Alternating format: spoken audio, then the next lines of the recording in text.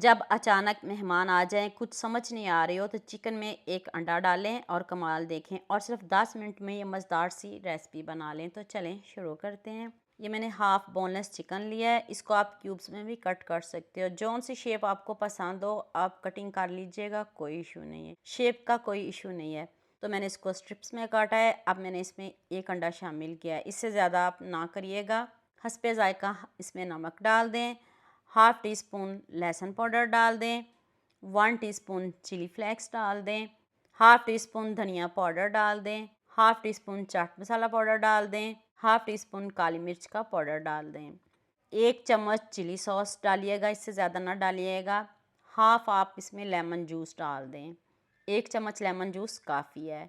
अब आपने 1 चम्मच कॉर्नफ्लोर और 1 चम्मच मैदा, इससे ज़्यादा नहीं डालना और कोई मसाले आपने इसमें शामिल नहीं करने। इतने मज़े का, इतना टेस्टी, इतना यमी चिकन रेडी होगा कि आप खाने से हाथों को रोक नहीं पाएंगे। बच्चे तो क्या, बड़े भी आपसे मांग मांग कर खाएंगे। आप ज़रा थोड़ा ज़्यादा बनाइएगा।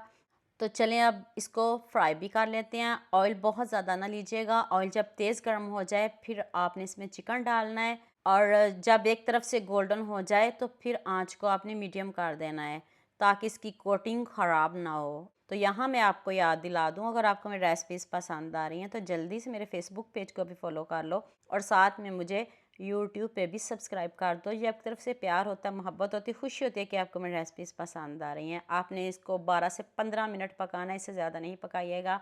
जब अच्छे से गोल्डन सा कलर आ जाए तो फिर हम इसको निकाल लेंगे। आप मुझे जल्दी से ये भी बता दिया मुझे किन किन मुल्क और किन किन शहरों से देख रहे हैं। मुझे बहुत खुशी होती है जब आपके फ़ेसबुक और यूट्यूब पर खूबसूरत से कमेंट पढ़ती हूँ।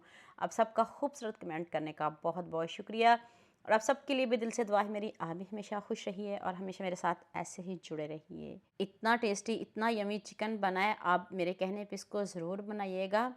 इतने कम इंग्रेडिएंट्स में इतना टेस्टी बनता है, जिसको भी खिलाएंगे वो आपसे इंशाल्लाह दोबारा ज़रूर बनवाएंगे और मुझे दुआ में याद